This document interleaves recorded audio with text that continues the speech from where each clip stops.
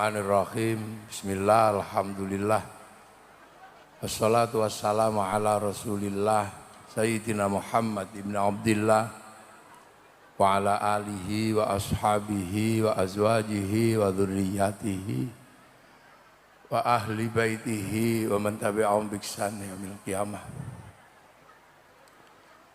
Sedaya alim, sedaya ulama, para kiai, wabil khusus sedaya keluarga besar Pondok Pesantren Tambak Beras, wonten Bu Fudhoh, Bu Hisbiyah, Bu Munzidah, Gus Hasib, Gus Rokib, niku ingkang putra langsung. Nggih. Kang kula hormati sedaya tamu undangan, para rawuh, santri, wali santri, hadirin wal hadirat yang berbahagia, alhamdulillah. Niki khol yang ke 55.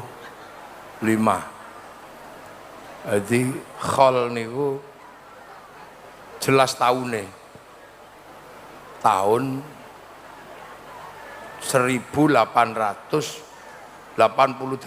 Mbah Wahab niku lahir.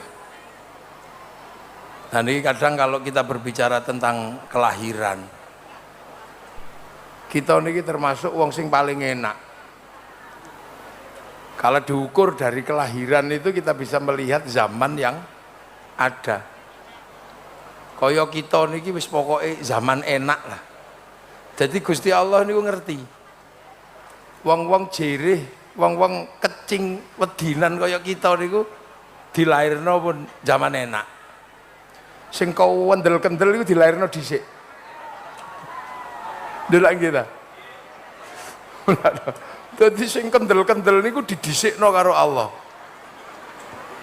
Sing kira-kira wani gelut, wani ngetokno bondo, niku karo Allah digilir. Mulakno kata zaman Nabi nggih digilir. Dadi sing zaman Nabi niku sing ngancani, sing walladzina ma'ahu niku. Sahabat niku yo kelase yo pancen karo Allah dipasno. Sing diken ngancani Nabi niku Sayyidina Abu Bakar, Sayyidina Umar, Sayyidina Utsman, Sayyidina Ali ngoten. Niku pancen Allah sing nata niku. Soale nek mboten dikancani tiyang kelas Sayyidina Abu Bakar, dakwah Nabi niku nggih mboten mlampah. Ana wong kok bandane dikekno kabeh dateng agamane Allah. Saiki ditarik zakat mawon lazisnu niku gak sugih-sugih. Pancen ngerti, dadi mulane sing model kaya awak dhewe niki dilairno mburi. Niku ketentuanipun Allah, mula wong lahir niku gak kena ditiru. Sing senengane gelut, kuat tirakat. Dia masih kuat menahan lapar dan gak punya ketakutan ketika berhadapan dengan mungsuh. Niku ya dilairno zaman Majapahit karo Allah. Mulane ana Gajah Mada wonten niku jen Allah nglairno zaman semonten. Karena nopo? Menungso niku citakane bareng. Jadi Allah damel menungso niku bareng. Medune tok sing mboten padha. Milano nek berbicara tentang zaman itu, zaman kemerdekaan mawon yang belum terlalu jauh. Niku enten tiyang kados Jenderal Sudirman niku. Niku paru-parune setunggal. Itu masih berangkat perang. Lah nek wong sakniki orang sekarang BPJS belum turun ribut. Makanya sing jenis kayak gitu lahirnya saiki. Raja-raja Jawa. Nggih. Raja-raja Jawa niku raja-raja Nusantara. Nggih.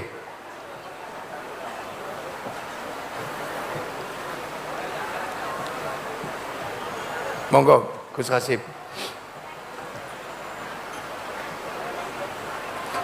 Raja-raja Jawa niku lahir ketika Indonesia merdeka.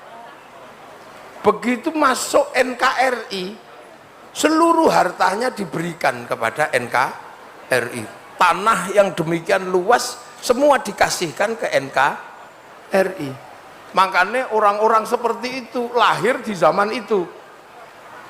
Nah, lahirnya sakniki digusur sak meter iso lapor Mahkamah Agung. Jadi mulanya kadang kita ini Allah sing nentukan kapan dia lahir itu. Mulanya NU niku tesih nggak ada, Mbah Wahab tesih nggak ada. Generasi sakniki, Gus Hasim nih generasi sakniki.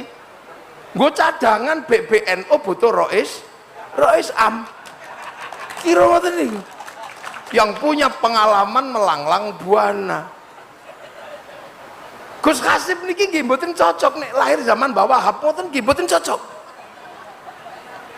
Soalnya nopo? NU pas berdiri butuh perjuangan, butuh duit kata. Tanahnya Mbah Wahab niku Surabaya sampai Jombang niku telas kangge ngopeni NU. Nek Gus Hasim lahir zaman niku nggih mboten mlaku NU. Lho gitu sih. Hal ngeten niki menghasilkan pemahaman tentang kurun manusia lahir. Napa kula kok dilairno sakniki? Dijenengi muafik. Lho pancen wayah kaya ngeten niki NU butuh muafik. Lho nggih calon ketua umum kira-kira. Lho soalnya kula dereng lahir niku pun disebut-sebut wallahul muafik. Lho kaya ngoten iki lho dadi. Lho nggih ngoten. Tapi wong Gus Hasim pun mboten ngandel kali kula lho apa meneh liyane kan. Tapi nek kula tanfid terus Rois Ame Gus Hasim ngono cocok kados iki. Lho, cocok. Mila lagi lah. Jadi urip teng zaman ketika perang masih pakai golok. Niku sing dilairno karo Allah nggih wong-wong sing mboten wedi golok. Tiang-tiang yang punya kemampuan silat berkelahi napa niku sing cara anu niku Kopeng Ho. Nah ya memang itu. Makanya ketika masuk tentara zaman biyen kan kudu ukuran tubuhnya sekian. Gagah. Karena kavaleri, artileri niku butuh orang-orang gagah. Mata harus bagus.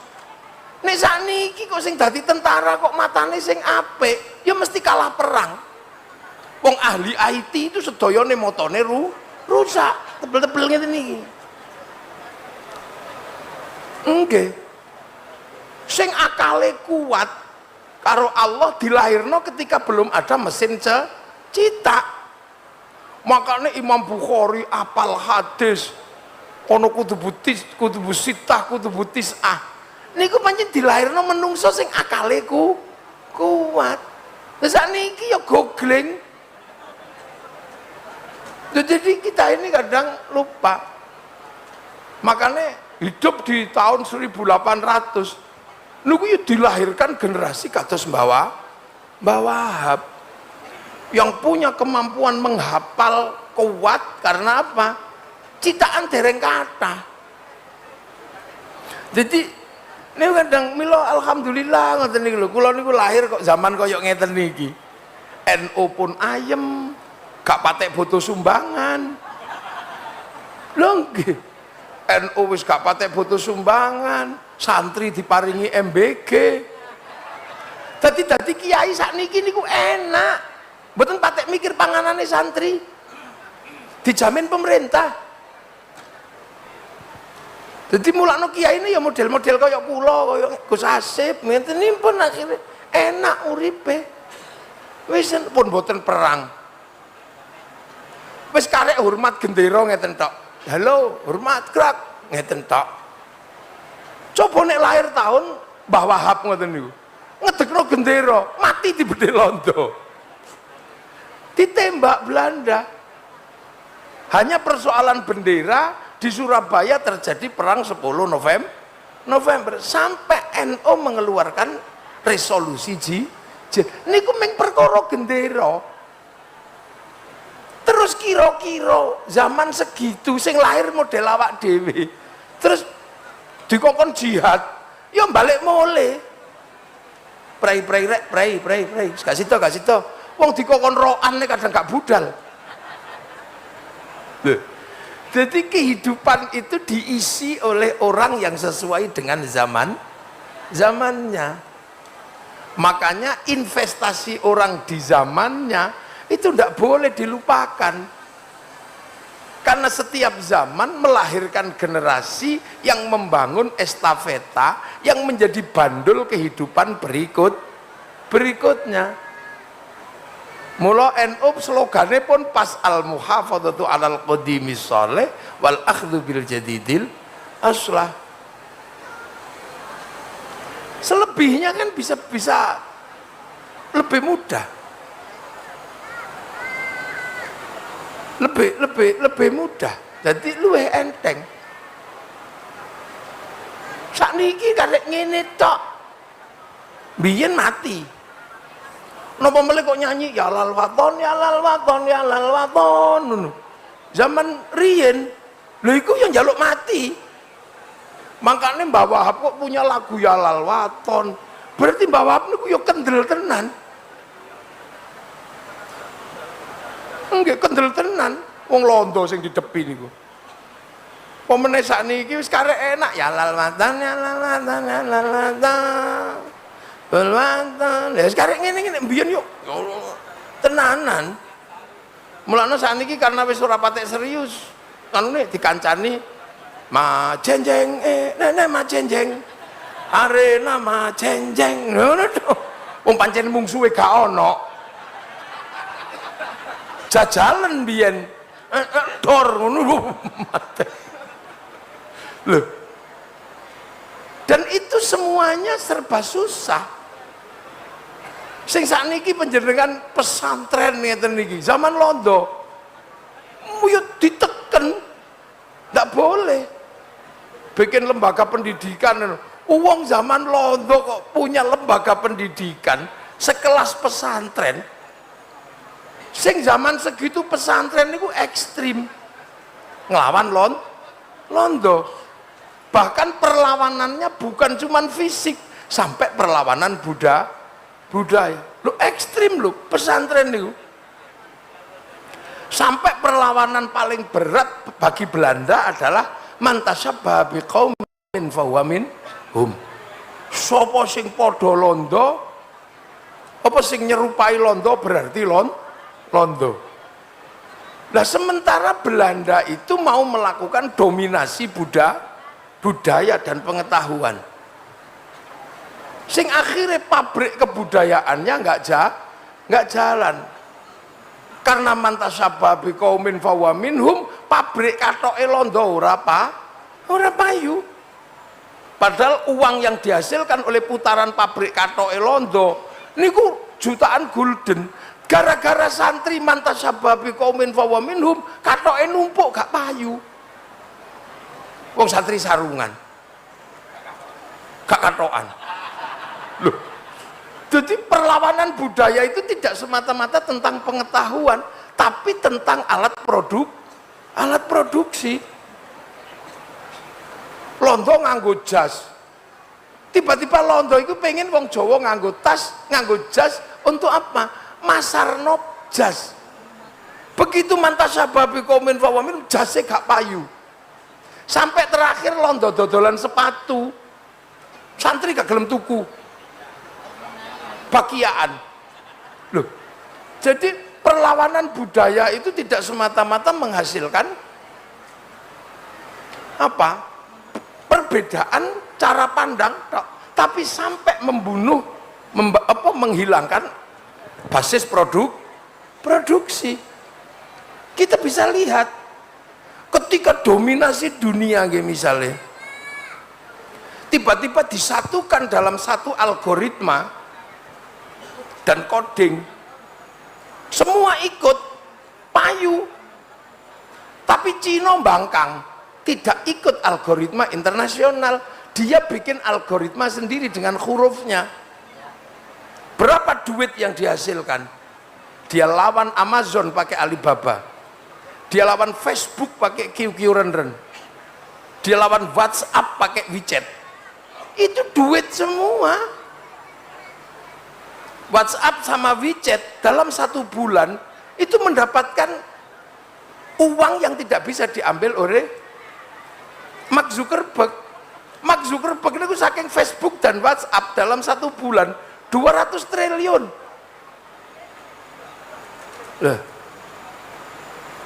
Lah kene duwe huruf tidak punya duwe bahasa tidak punya huruf, maka sumbangan kita kepada WhatsApp sama Facebook tiap hari membayar. Loh, NU itu pernah melakukan perlawanan mantasyabba biqaumin fahuwa minhum. Musik Eropa niku dilawan kali Korea ngangge BTS. Loh ini sekedar Mbah Wahab melakukan perlawanan Belanda dengan alat produksi yang berbeda. Bayangkan Belanda kayak kalang kabut. Wong Korea itu tidak mau pakai musik Eropa, gawe dhewe jenenge BTS. Kita bisa ukur. Metallica tahun 91 itu pernah konser terbesar di dunia di Moskow, penontonnya 6 juta orang, dan kasetnya selama dia berproduksi 163 juta di seluruh dunia terbeli.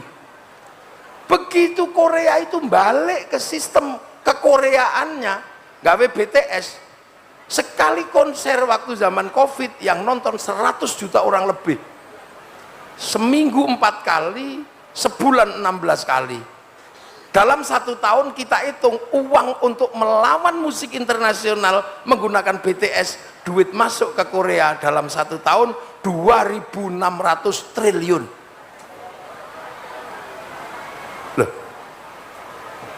Loh itu mulakno londoi mau ngangkel tenan zaman segitu sama santri.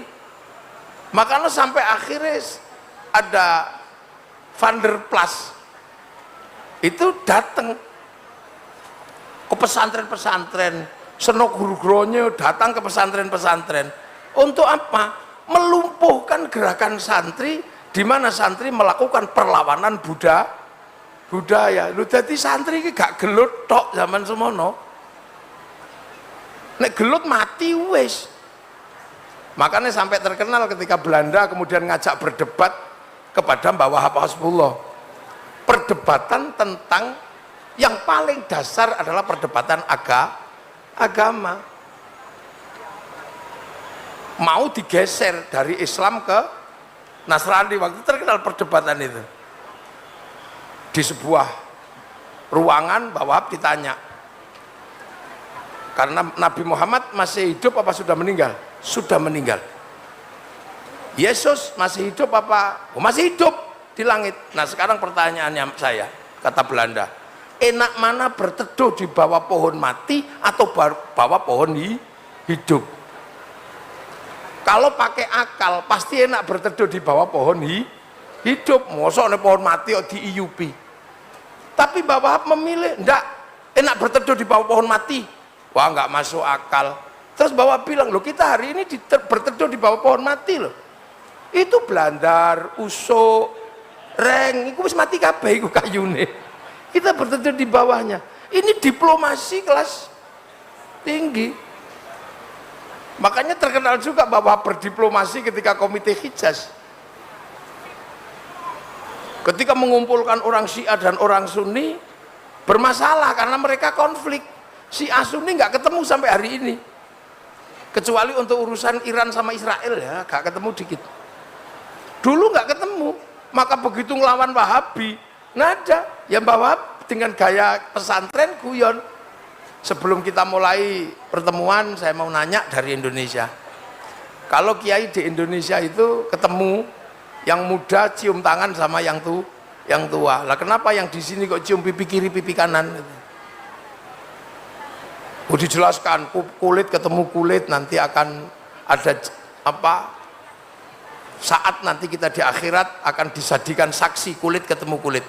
Loh, apa bedanya karo semut? Dari Mbak Wahab. Apa bedanya sama semut? Lah terus apa semut? Loh, semut itu karena apa kok cium ke kiri cium ke kanan? Sampai tahu ndak? Waktu berlayar kapal Nabi Nuh itu khawatir seluruh binatang nanti mana di atas kapal. Nek kapalnya terlalu banyak penghuninya nanti tenggelam. Maka seluruh manuke binatang dicopoti karo Nabi Nuh. Dilebokno lemari katanya. Iki ning Quran yo ora eneng, ning hadis ora nek bawa proyok. Sampai saiki to jok-jok kiai keluar centelno. Begitu lihat daratan seluruh binatang berlari mendarat. Yang pertama karena larinya kenceng itu kuda. Nah, kuda ngambil burung, keliru burungnya gajah. Makanya sampai sekarang punyanya kuda besar sekali. Nah, setelah dibagi semua nyisa 2. Lah ini burung siapa kecil-kecil ini? Oh, itu burungnya semut Nabi. Nah, semutnya mana? Udah pergi duluan. Ya udah kita tunggu, siapa tahu balik lagi ngambil burungnya. Ditunggu nggak pulang-pulang. Akhirnya burung itu dikentirno sama kapalnya yang mendarat di Gunung Ararat itu. Nah, burungnya itu hilang, makanya sampai sekarang semut itu kalau ketemu temennya itu cium pipi kiri, bukan kok cium pipi kiri, itu nanya manukmu wis ketemu dorong ya. Lho iku nek gak diplomasi nih kiai udah bisa, akhirnya guyu ngekek Sunni Syiah dengan jok bisa ketawa. Makanya kayak Mas Gibran gitu ya, ono joke, ono guyone. Mulane kiai kok metenteng ngene iku yo gak patek kiai. Lha itu Mbah Wahab dan itu cair. Makanya ketika Gus Dur berdiplomasi dengan Presiden Clinton tentang embargo pesawat, ya guyon. Clinton sampai guyu ngekek-ngekek itu. Jadi pesawatnya Inggris disabotase, kejar. Pesawatnya Amerika disabotase, Presiden bilang kejar. Begitu pesawat Indonesia disabotase, gak usah dikejar. Nah, kenapa Presiden? Nanti jatuh sendiri itu. Gitu. Nah, ketika jatuh, katanya Gus Dur, ketika jatuh, tersisa mati semua, tinggal 3. Orang Amerika, orang Indonesia, orang Inggris. Terdampar di satu pulau, tiba-tiba jin datang. Kamu kalau mau nyembah aku, tak bebaskan kamu. Kalau mau nyembah aku, tak bebas no. Ya sudah, gak apa-apa, aku sembah kamulah. Ya Tuhan iblis, katanya. Saya dari Amerika punya banyak kerjaan, aku mau pulang. Oke, pulang, celing, balik ke Amerika. Yang Inggris, ya Tuhan iblis. Aku mau pulang ke Inggris, pekerjaanku banyak. Pulang ya, celing, pulang. Yang dari Indonesia, kamu minta apa? Ya Tuhan iblis, ku sembah kamu. Tapi aku di sini kesepian. Tolong kembalikan 2 temanku yang tadi itu. Loh, itu diplomasi itu ada. Dan itu khas pesantren. Karena apa? Itu semua berangkat dari dulu kita pernah melakukan perlawanan yang cukup serius dengan man tasyabbaha biqaumin fahuwa minhum. Nah itu. Nah, perlawanan itu salah satu hasilnya, iki ono hasilnya. Londoi bangkrut. Ngadepi pesantren itu. Makanya sampai ada istilah santri itu nek pengen ngerti santri sing balelo. Di Indonesia itu cirinya 3. Angger ketone miring, sarunge nglinting, mambu rokok. Nah itu santri. Nah, itu santri, itu seno kurgronya. Ada. Dulu cerita-cerita seperti itu tentang bagaimana mereka meneliti santri. Itu ditulis semua oleh Belanda, diterbitkan dalam penerbitan namanya Inis sekitar tahun 94 sampai tahun 95, termasuk tentang Habib. Dibuka semua sama Belanda di situ. Lho nggih, sampean bisa nising tahu Pak Rektor mana tadi? Pak Rektor masih ketemu kan? Ketua yayasan tentang buku-buku Inis, Yai Mun M. Masih ketemu kan buku-buku Inis itu. Indonesian Netherlands Islamic Studies kalau nggak salah itu. Dibuka semua di situ. Karena santri ini perlawanan budayanya berbahaya. Enggak, sisa-sisa perang di Ponegoro ini nggak selesai-selesai. Gitu. Tapi santri tidak pernah kehilangan apapun, karena fungsi santri sampai detik ini dan sampai zaman itu nggak pernah kehilangan. Ini yang hebat. Walaupun apapun pekerjaannya, santri itu nggak pernah kehilangan tulang punggung utamanya Islam. Islam itu tulang punggungnya kan cuma 5 sama 6. Rukun iman, rukun Islam. Nggak pernah kehilangan santri. Dari dulu ya tetap zaman Rasul sampai sekarang ya masih antuk minabillah. Wa malaikatihi ya masih 10. Nggak pernah ketambahan Lia Eden ya nggak ketambahan. Yang lain kan mulai ketambahan. Waktu tubihi Quran juga masih seperti itu. Jadi bahwa itu dan pesantren sampai hari ini juga nggak pernah kehilangan sebagai seorang ulama warasatul anbiya. Waktu tubihi kitab ya masih sama, hanya ngecernya aja yang beda. Ada yang dikirim utuh, kelas grosir, hafidul Quran 30 juz. NU punya eceran namanya yasinan, karena cukup untuk ngecer yasin per ayat NU punya. Nah ya Mas Duki ini grosir 30 juz. Sing ngecer ono sing tukang gelut dikasih 1 ayat idza batostum jabarin. Sing bojone minggat dikasih eceran innahu min Sulaiman wa innahu bismillahirrahmanirrahim. Sing bojone cerewet dikasih eceran sumum bukmun umyum faum la. Loh, iku lek gak ning NU ndak ada, itu cuma ono ning NU tok. Ada yang cuma dikasih 1 huruf tok. Kalau dipanggil istrinya jawab nun. Wal qalami wa ma yasturun, itu 1 huruf. Enggak ada yang hilang. Jadi kalau berbicara tentang Islam nggak ada yang hilang. Wa rasulihi masih komplit 25, tambahi musodik ya ketahuan. Jadi jangan pernah. Jadi kalau misalnya NU ini dan pesantren nggak pernah kehilangan. Wal yaumil akhir ya masih diajarkan cerita tentang hari kiamat. Walaupun tidak seserius orang HTI ketika cerita kiamat. HTI itu kan detail kalau cerita kiamat, sampai tanda-tandanya semuanya diceritakan. Tanggal 15 Ramadan hari Jumat akan ada asteroid nabrak bumi, sampai semua orang takut, ada yang iuran, ada yang ini. Ternyata hari Sabtu belum jadi kiamat. Akhirnya Baikuni, ada Ustadz apa itu yang itu ya, yang Jakarta itu kan ada itu yang HTI ya. Gagal dia membangun cerita kiamat. Wong sudah direpresentasikan hari Jumat, ternyata sampai Setu masih selamat. Nah itulah makanya kiai-kiai NU nggak terlalu serius bahas kiamat. Saya pernah nanya kepada Mbak Yai Sepuh, kenapa sih kiai kok nggak serius bahas kiamat? Jawabannya sederhana, Allah wong kiamat bareng-bareng mawon kok serius-serius. Wabil qadri khairihi wa syarrihi masih utuh sampai hari ini di semua pesantren. Tentang baik dan buruk itu dari Allah. Kiai masih nek kira banmu kempes ngono. Alah ya ndak apa-apa lah wong ban kempes ya dinteni tukang tambal ban. Lha apa sih sirah ngelu? Ya wong sirah ngelu ya dinteni bakul budrek. Sing iso ngono karek pesantren dadinya. Yang kedua, pilar kedua mahwal Islam. Anta syahada la ilaha illallah wa anna Muhammadur Rasul, masih pesantren masih ngajarin itu. Tuqimus sholata, sholat ya masih komplit 5, walaupun ada yang bikin paket hemat, ada seminggu sekali Jumatan tok ya ada yang paket irit setahun sekali lebaran, tapi masih kurikulumnya masih ada.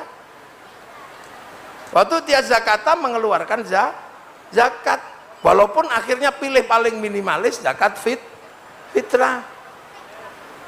Tasuma Ramadan, puasa bulan masih sampai sekarang, bahkan ketambahan puasa jatuh cinta.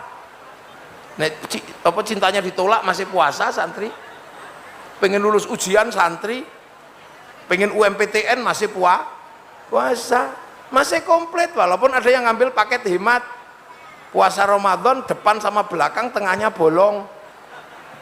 Tapi kalau santri nggak ada, yang paling jelek di bulan Ramadan itu kan ada. Santri kayaknya nggak ada di situ.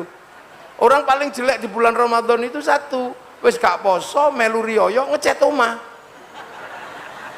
Santri kayaknya nggak ada. Jadi Islam masih aman. Tahujjal baiti, dan pergi haji ke Baitullah, man istata'a ilaihi sabila, ya masih utuh. Pergi haji sampai antri-antri. Lo artinya pesantren, penerus para ulama, penerus para wali masih utuh, nggak ada yang kurang, nggak ada yang kurang. Tetapi ketika berbicara model NU ini kan banyak sekali gerakan-gerakan yang terlihat bukan sebagai gerakan agama.